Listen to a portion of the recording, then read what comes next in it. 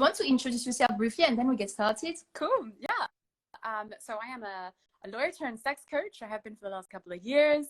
I think I stand for playfulness in relating, of which I feel casual sex and you could say the hookup culture is part of that, freedom of expression. And I basically love using sex as a microcosm to explore your relationship to yourself. Like, this is where I see that sex is so powerful, because for me it's a mirror to how we relate to our pleasure, our desires, our boundaries. And this is the work I do, and I love it. So it's a real pleasure to be here with you. Nice. It's a pleasure to have you. I feel almost like, you know, when I go on date with someone, I feel in some ways pressured by that. And even it's like, I feel like, okay, maybe the person is just here for sex. And that complicates everything to me. So that's my background. That's so cool to hear. Instantly, I vibe with that last statement. I think is very common for women to feel like, oh, I just assumed that men just want sex. And I think I would love to, like, by the end of this conversation, help people have a different perspective about that, so that there isn't this kind of like resistance to, are they wanting this thing or taking or extracting this thing from me? I would love personally to take out the controversy and the murkiness and the complication out of casual sex and make it more accessible. Like, this would be, because to me, this whole hookup culture, casual sex has been so empowering, and is one of the reasons I'm a sex and intimacy coach right now. Like, it really is. It's so many benefits, but we can get into that in the so do you have any like tips for me to like approach things differently, or how do you feel about that? The fact that for some people, and even, you know, when I suggested for people to send over questions, I had someone who said it's the same for me. I want the emotional connection so much that I feel inadequate and threatened by the fact that I will just think that people are here just for sex. So that's actually where I'd first debunk the myth that casual sex or hookup culture is devoid of emotional connection, because I've had a lot of casual sex where I can like deeply fall in love for a night, and I really just give my entire heart and soul for that one evening or 4 evenings or whatever. So I think for me, actually, hookup culture isn't devoid of emotion. The only thing that it's different from to like monogamous or like the relationship escalator where you get to a committed relationship is that idea of building together or having commitment together, or like, you know, that. And I think this is important. It's like hookup culture can be different with everyone, and you kind of have to agree the terms of what that looks like. Maybe it's just sex, maybe there's emotions, maybe is there holding space for each other, is there late night calls, is there, you know, there's so many ways that it can look. And I think being like intentional about that is the first place to start, because I think there's a lot of assumptions around like what's included and not included, and then we get hurt because there's miscommunication around that. But then, like, don't you feel, to me, it's like if it takes like a lot of courage to actually admit to someone, listen, I want something committed. I don't even know, like, you see, I was asking people on my stories, what's another word for casual sex? It's like, I don't even know how to call it. Is this like, I want committed sex? Or, but then it's because what you want when you don't want casual sex is actually more than sex. Yeah. So then sex doesn't get into the definition anymore in some ways. Totally. Sex in itself isn't enough to like, I love that. It's like you're starting to connect with the needs. Okay, what is sex? What's the need? Is it emotional connection? Is it physical pleasure? Is it tension release? Is it procrastination? Is it for fun? Casual sex is taught me to like release my attachment or expectation to what happens in the future. Like, often when I'm looking for a partner, and I would like, a lot of people have a lot of expectations around what that partner looks like and how it should be, etc., etc. Whereas my relationships have often come from spurious, spontaneous encounters, maybe on a holiday or at a festival, and I just didn't have expectations, but I allowed it just blossomed, and it became this other thing. And so noticing where we are like rigidly putting like casual sex into a box and like committed relationship into another box. Also, I think there's just so much clouding our attention with what society says hookup culture is this or is that. It's like they shame it, or it's like, yes, that's what you should do. And that's why I think it's helpful when you said, oh, it's our second date and I don't feel like having sex. I'd invite people to question, what's the origin of that boundary? Is it because there's a societal expectation that you should only have sex after the third date or when you're in a committed relationship? Or is it your true boundary? So being able to discern between the messages that you're getting from society. Because I personally think like having sex, the moment you meet someone, if you feel safe, is great. As long as you're aware. I agree 100%. think consent is almost a bigger thing in casual hookup culture than like a committed relationship, because there's a lot more unknowns. And so there's a lot more needing to be sexually assertive and say what you want and what you don't want, because how could your partner possibly know? And so this is one of the things I'd say if someone's like, oh, I don't know whether to get into it, I would say, like, learn yourself, learn how to like ask for what you need, what aftercare you want, ask for, you know, an STI, like protect, like have a chat about STIs, be able to go really, really slowly with yourself. And I say this to couples all the time in my coaching sessions, rejection is the price of admission for a healthy sex life. Like, we need to make no's feel comfortable. If we can't say no, then, and we're like abandoning ourselves, like this to me is the toxic side of casual and hookup culture, is like is forcing ourselves to do something because we think we should, and pressurizing, and that can happen when we're not used to being quite assertive about what we want. So practicing that skill, like communication, that skill is like the key to hookup culture for me. If you can nail that, which isn't easy, but you can practice that in spaces like temple spaces. If people are aware, temples are kind of like sex positive parties that are a lot more held and have consent games at the beginning. Then you can really learn how to flex this, asking for your desires, asking for your boundaries in with new partners. And I think then you can have this really safe space to explore, and you're less likely to fall into this trap, right, of like enduring and pleasing, or, you know, so does that make sense? Yeah, it makes total sense. I have a question from someone who's asking, how do you deal with being emotionally invested in a one-time thing and then having to stop it there? Juicy. I'd be willing to dive. I've had this before. I cannot say, because I just don't manage to do these kind of things. So I used to, maybe I should give a bit of context. I used to do a lot of casual sex as a form of seeking emotional intimacy, because I thought that was my way of, that was comfortable for me. Okay. And so that's a bit of a dark side. It's like I wasn't totally honest with myself about it. And so I would say now, so what I would do is I would just default to, I kind of like this person and I'll have sex because that's what I can get. Okay. And maybe they'll like me. So I wouldn't recommend that. What I would say is that if I notice I like someone, I think I've really learned how to express like and celebrate my desires around that. Like, I know this is a bit edgy, but I would probably like establish a conversation and say, hey, I noticed that what we had was really meaningful and I really enjoyed it, to start off with something positive.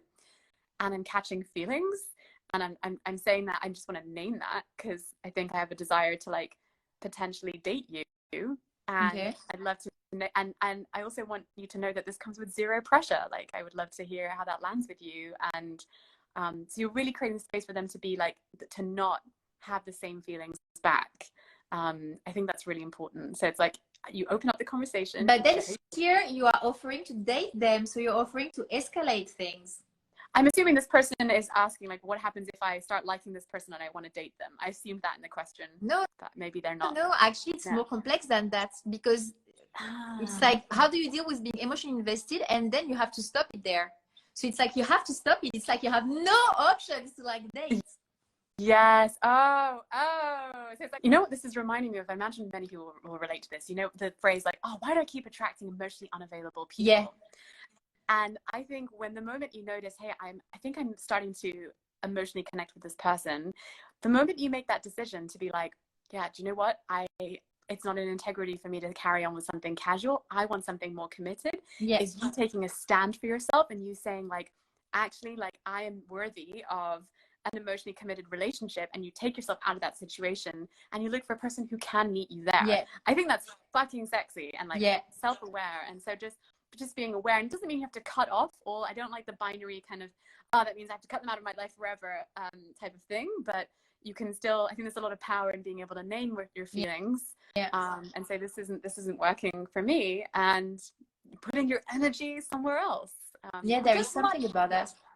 But in the same way, this makes me think, like, let's say you see this thing you were saying about the fact that you should just go without any expectation. And I was saying how it's complex, you know, when you're dating, to be without expectation, when you're actually looking for something like some committed relationship. So my question would be like, because a friend of mine, she had a point, like what you say about people who keep attracting emotionally unavailable people, where she told me we should stop being ashamed of the fact that we're looking for a committed relationship. And because I see a lot of, actually, interestingly, mostly women friends around me, when they are asked on dating apps, what are you looking for? They kind of like answer, I don't know, I'm just, I'm just here. But they're looking for something committed, but they're just like pretending, it's okay, I'm the cool girl, I'm open. And like this friend told me we should stop saying that. We should say like, I'm looking for a committed relationship. But the thing again, and that's I think where hookup culture is harming us, if you say on a dating app, I'm looking for something serious, for like a committed relationship, the person in front of you, it's like we really see things in terms of binary. It's like either you're looking for casual sex or like for something casual, and it's like, okay, blah, blah, blah, no expectations, or you're looking for something committed, and then like it's almost like you feel it's that to some guys, it's like you want to marry them, and well, you didn't even know them, and you're like, come on, like, I'm picky too, so chill. Yeah. And I wonder like how you can actually tell someone that you're looking for something committed, but you want to go with the flow in some way. Oh, such a good question. I love this. It's complex, huh? But maybe you just say it like that. Thank you for bringing this. I have a friend who's like, I don't think I want a partnership because like basically women seem to, I'm being gendered here, but this is because of his example. They hear from my friend that he doesn't want a committed relationship, and then they immediately back off. And it's actually what he really means to say is, hey, I don't know yet if I can give you a committed relationship. I have openness.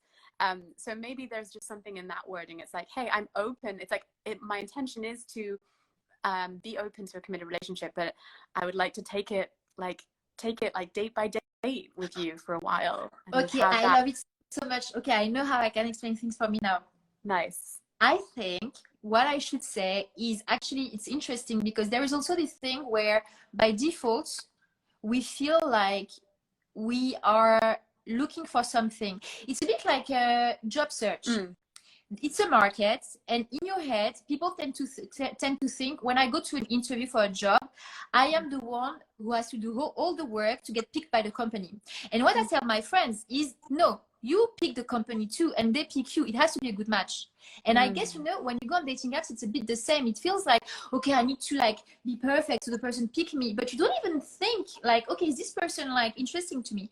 So I guess it should be like a good way to communicate things is to describe both ends of what you're looking for, which would be, for me, for instance, I'm looking for something serious, for a committed relationship, but I don't know if I feel ready to like engage with one with you now. I just need to figure things out. I don't know if like I'm actually like available for that with you.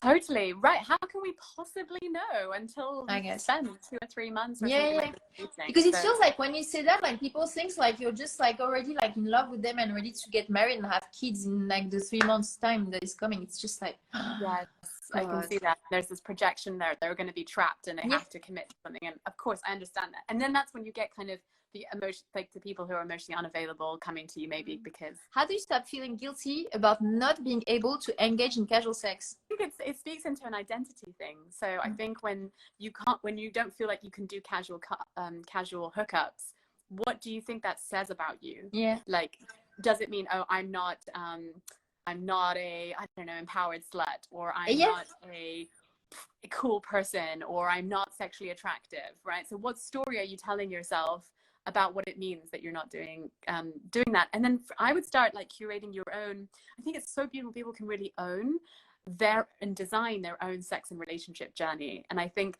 casual hookups maybe just aren't your cup of tea, and that's totally okay. Like that's totally okay. And I think that for me, it's more if people have preconceptions from society about why they can't do it, and they have all this there is a way to do it in a way that feels good. And so it could just be that it's not that they can't do it, but they haven't figured out how to do it in a way that feels aligned and ethical for them. And I think that's why I often say, like, practice this stuff in sex positive spaces and workshops, like the Wheel of Consent and temple spaces, and then you can start to have this more, because I coach a lot of sort of single men who are trying to get back in the market and flirt and engage with women, and a lot of the time they feel this like fear of being manipulating women, or fear of they feel like the bad guy, and they're kind of like not wanting to go into the space like that. Okay. And so they're always trying to be safe. I'm safe. I'm not going to do anything to you. And then it's almost like they like chop off their dick. Wow. You know, and it's Okay. like, it's really sad to see that. I'm like, no, your sexuality is beautiful. Like, I would love you to feel like all it needs is like just conscious communication around this, and then that I equip them to have that so that they can enter into the space of casual sex not feeling like the bad guy. Identify as a romantic slut. Cute. Meaning, I think, you know, I have good sex, but I just want to be like, I just want it to be like in the, within like a nice, sweet relationship with like cuddles and mornings together and walks in the parks and this kind of, you know, this kind of shit basically. So yeah, I said romantic slut. I like it. I love that. I think as we're having this conversation, to me, like one of the joys of this space has been to break down this whole idea of the relationship escalator and to introduce more fluidity in how I relate to people. Like, it may be that actually what I don't want is casual sex, but I just want to have lots of touch with my friendships. Yeah. And maybe we think the only way to have that is through sex, but actually can we normalize touch, like, you know, naked cuddles, showers together, holding hands. I love all that stuff. So now I don't need the casual sex so much because I've normalized touch in friendships. That's interesting. And my journey around casual sex helped me to get there. My journey around zouk dancing and sensual dancing helped me get there. So, nice. Yeah. Someone asked, they are non-monogamous and they feel like that it's complicated for them actually because they think that non-monogamy is very like centered on sex. And if you have any tips to like help them navigate that. Interesting. So there's kind of like a reluctance to engage in the non-monogamy aspect, like it being able to have new encounters because it feels it's too sex-centric. Like it's for them, they feel that non-monogamy is too sex-centric. Me, like the tip I would be giving is to look at like communities of asexual people who are non-monogamous and kind of get the vibe there. Oh wow, that's an interesting thought experiment. I would wonder what that looks like just romantic. It's just exclusively romantic. Yeah, exactly. But like not even like not too, I wouldn't say like that should be your dating pool, but I would say like it's a nice community to have. It's all about, like, I think a piece of advice I give to people is when you do something that is a bit like out of social norms, it's all about like you to build like the support system that you have around you, and then you just can change your perspective. It's like, I don't know if let's say something crazy, let's say I'm a Trump supporter. If I'm surrounded by Trump supporter, it's going to be like nicer for me to go through life. So that was a horrible example. Let's say you have this thing where you want like to explore non-monogamy but are not so much into like the sex thing. Even if you're not asexual, I would like, you know, try to have some asexual non-monogamous friends and see, you know, what are the way of like doing, even like how they speak, like what are the interests and so on, their way of life. And I guess it could be like reassuring for this person to be like, okay, these people do without sex, so I should be, you know, able to find something in the middle. Yeah, nicely said. I think what you're touching on is that sometimes when we're carving out our own relationship design and we're going against the mainstream, it's a lot harder to like be more, it's like, what do I want actually? Because I've left the conventional, you know, committed relationship escalator thing. So I'm going to have to do some research. What could that look like? What do I want? And that can be clumsy. And I think that's where spaces like ours, and we're talking about this and making these conversations really transparent, is really helpful to give people ideas of like, yeah, this is, I want to pick and mix this, and this is, I would like, you know, it's perfectly fine to just have a non-monogamous relationship that's just about sexual excitement and just being able to sleep around if it's done, you know, consciously and honestly and with love. It doesn't, but there's other ways to do it too. So I think it really just, I guess I'm giving empathy to people who are straying away from the norm, and then how they can design that and give themselves a little bit of leeway on like messing it up every now and again and deciding what it is that works for them. Yeah, also this is important, definitely. Thank you so much. That was a nice conversation. Do you want to like let us know a bit about, you know, what's going on for you right now? I'd love to do that, and then I'd love to give my last tip around casual sex. Yes, please go on. So what I do, so I'm a sex and intimacy coach. At the moment, I'm doing a lot of one-to-one coaching. I do sometimes run a program, 6-week program, to help people have a sort of a more liberated relationship to their sexuality, right? So we can have those conversations with ease, so that they can feel like really in integrity with themselves sexually, so that they don't carry this shame and they don't freak out during sex. And then I also do separate couples coaching too, if people are in sort of a dead bedroom, you know, or they're struggling to get turned on with their partner, or they're lacking that creativity. So I help couples. I like this expression, dead bedroom. It's the first time I hear it. It's good. Oh, wow. Yeah, I get a lot of that reaction. They're like, oh, a dead bedroom, I've never heard of this one before. So yeah, for those watching, feel free to DM me if you're just curious and you want to get some more info. But I would love to just share my last parting advice on casual sex. If for those of you who are like, how do I do casual sex in a way that's like, yeah, it takes the intimidation away. So there's a couple of things. One is give yourself the permission to fall in love for that night if you wanted to. So notice like how your heart is, and if it's like, you know, if as long as it's checking with your why, what are you doing, why are you doing casual sex, what is the need behind it actually, is the first question. As I said, it could be met through other things. Maybe casual sex is not for you, maybe it's just that you want touch. Then number 2 is learning sexual assertiveness, learning how to ask for what you want, and making it okay to say no, because that's going to be extra important with new partners. And number 3 is, and this is going to sound a bit strange, but I think aftercare is really important for me when I have a one-night stand or in hookup culture, and I often don't get the follow-up treatment sometimes that I want. And so being able to literally say like, hey, I would love to have a tea with you the next morning, or I'd love a hug after we have sex, or I would love for you to text me a week later asking how I am. Like, can we teach that person how to best love us in that, you know, rather than just hoping that they'll. That's good, but this is like, is this something that you, so it's something you would say before having sex with the person or after, but like it's about like communicating what you need? Totally. I love that you say this. Like, when do you say this is a great point. If you can say it before, in fact, I don't know if anyone here has done ISTA. They give you a nice little acronym, like a conversation template to do. It takes you 5 minutes before you have casual sex. Okay. It's like you talk about your relation. It's called RBDSM. What's your relationship status? Okay. What are your boundaries in sex? I don't want any tugging of my hair. I don't want you to smack my butt. What's your D is for desires. What do you actually want? Okay. Right. I want to play, but no penetration. I want to play with the bodies. S, the safe sex chats, right? What STDs have you been tested for and when? And the last one is meaning. Like, what would it mean for us to be engaging sexually tonight? Is it just this one-off thing? Is there something else that you're like, and this is a beautiful chance to be like, actually, what I'm really hoping is that we'll date after this, or that okay, I'm going to be like the French people in the room here. How do you do like in the heat of the moment? Like, stop! Yes, and my philosophy is that if you bringing this up before sex ruins the moment, maybe it's better off, maybe it's a good thing that it's ruined the moment and you didn't end up having sex. Because if they react to like, no, that's bad. You cannot say it's a good thing that you're ruining the moment. No, because I think so. If it ruins the moment such that the person's like, oh, I don't feel like having sex. So let's say I go, hey, I'd love to have a quick consent check-in with you. And then they go, no, you know what? You just killed the vibe. Sorry. That to me is a red flag. That to me is like, oh, okay, cool. If you're not willing to have you got a point here. Maybe it's better that I just didn't. I'm glad that I did this and it ruined the moment so that I don't. But okay, like, what if I want to have sex with a douchebag? You know, it's okay. I can just go with the flow. Yeah, but who says that though? I mean, so RBDSM: relationship, boundaries, desire, safe sex.